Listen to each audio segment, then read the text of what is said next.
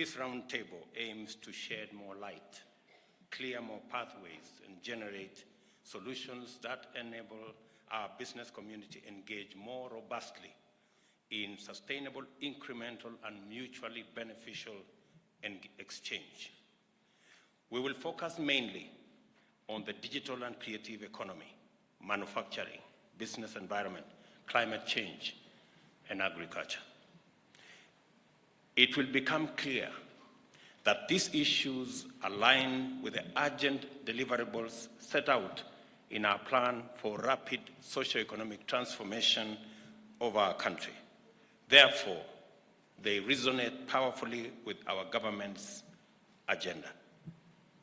Stakeholders are clear, listening to them most of this morning, that they want to see the digitization and automation of transactions in order to take more economic activities to the domain of the digital economy. Towards this end, export documents will be digitized to reduce transaction costs, and business information will also be digitized and consolidated in an integrated portal. And Moses Kuria here has the brief on how to go about it. There is also a strong request to reduce tariffs on digital products, not only to lower cost, but also increase incentives for developers, as well as traders and consumers.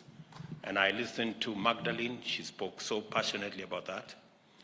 And to strengthen the sector through education, skills, and training, we shall have a strong program to support the establishment of innovation hubs for the development of skills, talent, and incubation of startups, and the whole array of services and funding instruments, from funding startups to making sure that we have venture capital so that we can do more research and more trials of what works.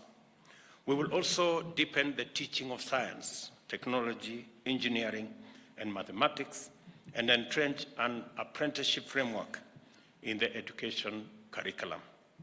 I have already instructed the ministry in the Tibet sector to make sure that our Tibets are made technology compliant and more apprenticeship and more industrial training and industrial attachment is carried out as a means of equipping our young people with the skills that can make them job creators. The truth is that we are living in the digital age, and e-commerce is a big part of our economic reality. Consequently, it is important that we empower small businesses to thrive in the online marketplace. Our first order of business is to develop a policy framework to protect and support youth in the creative economy.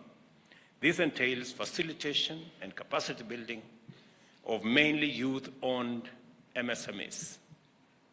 And as I said earlier, that is precisely why I pronounce myself on the creative economy under the Ministry of ICT and having a standalone ministry for SMEs, because this is the sector that will turn around, in my respectful view, our economy. The second related agenda is the urgent need to lay down MSME-friendly consumer protection and interlink so that we can modernize facilities which have been neglected or degraded into modern recreational centers, and where youth can train, can learn, practice, and generate incomes from showcasing their talent. As it pertains to manufacturing, MSMEs must be supported to participate in supply and value chains through establishment of processing plants and common shared facilities. The cost of production must also be lowered significantly through lower energy and input costs and a more supportive tax regime. As I have said, our tea, we are selling 95% of our tea in semi-processed state. And I have said that we are going to have a common user facility in Mombasa at the Dongo Kudu complex so that we can begin the journey to add value to all our teas, create jobs, and access better value for our farmers. It is also essential to develop a sound and competitive industrial knowledge base by entrenching research and development of facilities and training SMEs on appropriate technology, new and cost-effective machinery, as was said by my good friend from the Juakali sector, that indeed we can develop appropriate, effective machinery locally, working with our Juakali sector. This is especially urgent in the agricultural sector, which can unlock tremendous new potential merely by deepening technology penetration.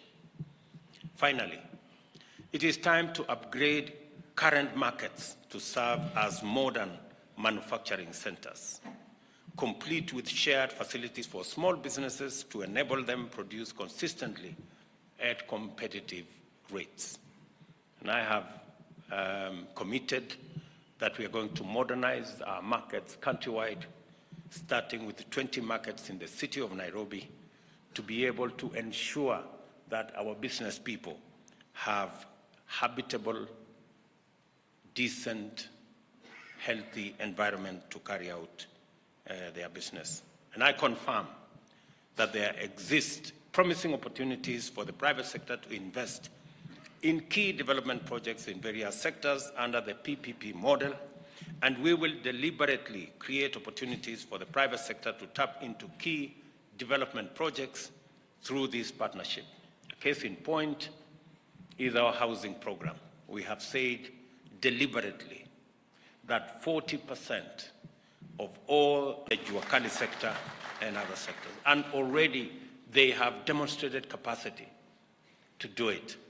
In one project alone in Kibra, the Juakali sector will take 40% of the cost of that project by doing doors, windows, hinges, and all the other products. And we have already aligned them with the TVET so that they can be able to improve the quality of their product. Because all this is looking forward to, and it will be essential to assure all our stakeholders of consistency and integrity in the market, as was said ably by Kiprono here. I have just returned from COP27 at Sharm el-Sheikh in Egypt, where I marketed Kenya's green credentials. Apart from our clean power generation from hydro, geothermal, wind, and solar, we are aiming to secure a global leadership position in carbon adaptation through an unprecedented drive to grow 15 billion trees in the next decade. And I look forward to the partnership of the Chamber in this endeavor. We also have the intention of following through with our e-mobility and renewable energy, as I mentioned to the Juakali here, that we will work with them on e-mobility to change, to refabricate all our e-mobility tools so that we can be able to transit from dirty energy. In addition, we will invest in constructing shared solar-powered cold storage units to reduce post-harvest losses, increase agricultural productivity, and protect farm incomes, unlocking the true potential of MSMEs in our economy demands that we all collaborate with the private sector. Working together, we will create new opportunities that will transform our economy and our country. And I want to ask all the players working together, synergized, and we will provide the necessary space for all of us to contribute our ideas. And we believe that always a good idea should be able to give way to a better idea. That's how we can move together in unison.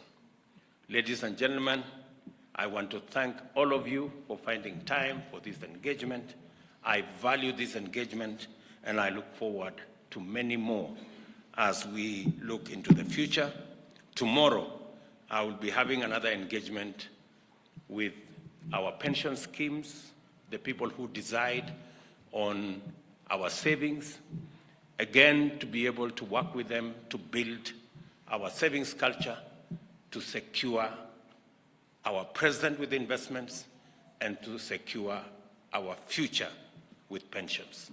Again, I look forward to easy for business for us to grow our economy and develop our country. Thank you very much.